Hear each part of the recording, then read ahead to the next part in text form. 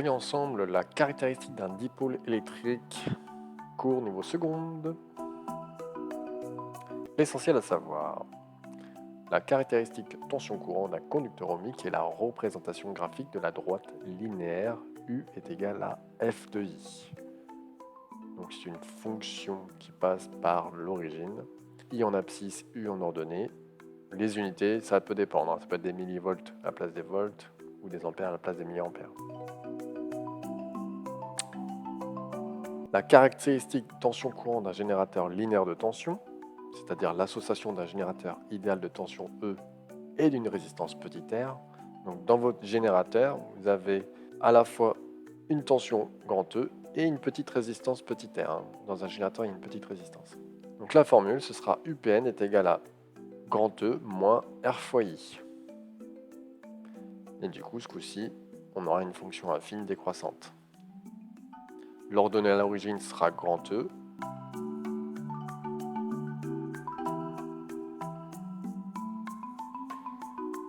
Et dernier point, le point de fonctionnement d'un circuit est le couple de valeurs UF-IF qui vérifie simultanément la caractéristique de deux dipôles d'un circuit. Ce point se trouve à l'intersection des deux courbes tension-intensité caractéristiques des deux dipôles. Donc pour trouver le point de fonctionnement graphiquement, il faut prendre le point d'intersection entre la caractéristique d'un conducteur ohmique et la caractéristique d'un générateur.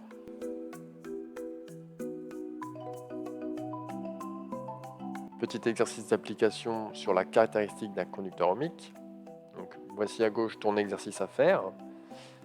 Nous avons tracé la caractéristique d'un chauffage électrique parcouru par un courant d'intensité I et dont la tension U.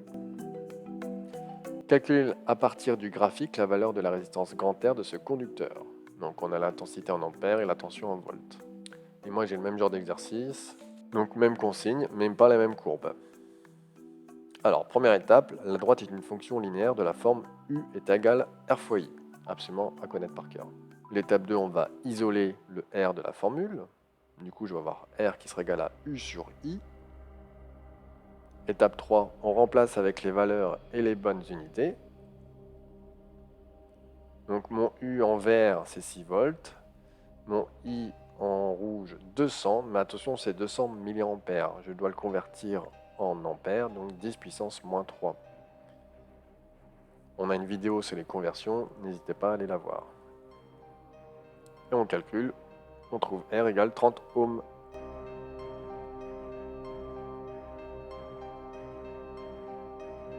On corrige ton exercice. Donc voici l'énoncé. J'ai réécrit la courbe. Donc toujours l'étape 1, ce sera la même, hein. U égale R fois I, fonction linéaire. On isole le R, ça ne change pas, R est égal à U sur I. Maintenant, on va chercher, du coup, des valeurs pour pouvoir remplacer U et I. Donc j'ai pris des valeurs qui tombaient sur les carreaux, sur le quadrillage. Donc en intensité, j'ai relevé 0,04 ampères et en tension, 20 volts. Donc du coup, à place de U, je mets le 20 volts, à place de I, le 0,04. En calcul, on trouve 500 ohms.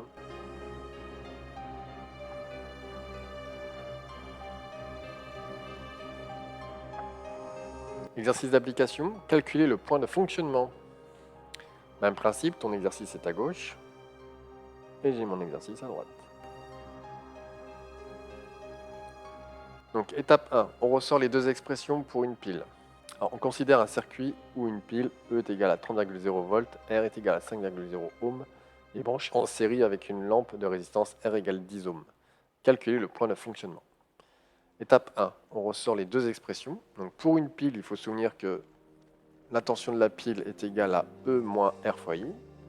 Et pour un conducteur ohmique, UAB est égal à R fois I. Étape 2, on utilise la loi des mailles dans un circuit en série. N'hésitez pas à aller voir la vidéo sur la loi des mailles. Donc la tension du générateur moins la tension de tous les autres récepteurs est égale à 0. Or, bon, ici, il n'y a qu'un seul récepteur que j'ai appelé UAB. Et j'ai mon générateur UPN. Donc UPN moins UAB égale à 0. Donc UPN est égal à UAB. Étape 3, on remplace avec les expressions dans la loi et on extrait I. Donc à place de UPN, je vais mettre E moins RI. Et à place de UAB, je vais mettre R fois I. Je mets mon RI à gauche du égal, mon E à droite du égal, je change les signes.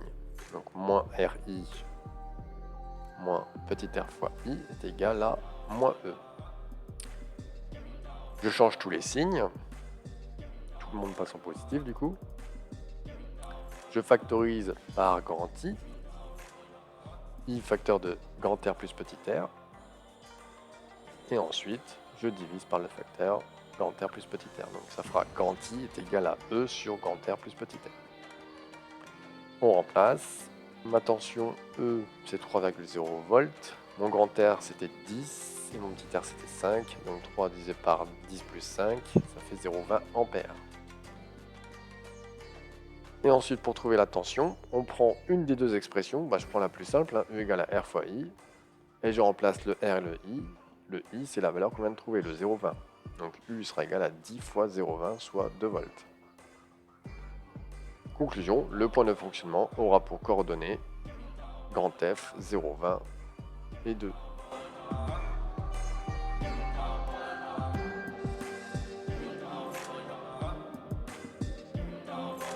Maintenant, on va corriger ton exercice.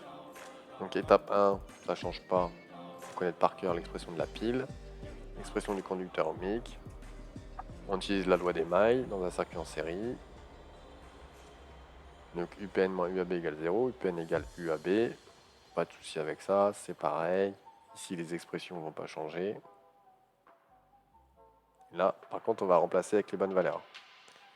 Donc j'ai E qui est égal à 5 volts, petit r à 1,5 ohm et grand R égale à 80 ohms. Je calcule, ça me fera 0,061 ampères. On prend une des deux expressions et on remplace. Donc je prends toujours la plus simple, U égale R fois I.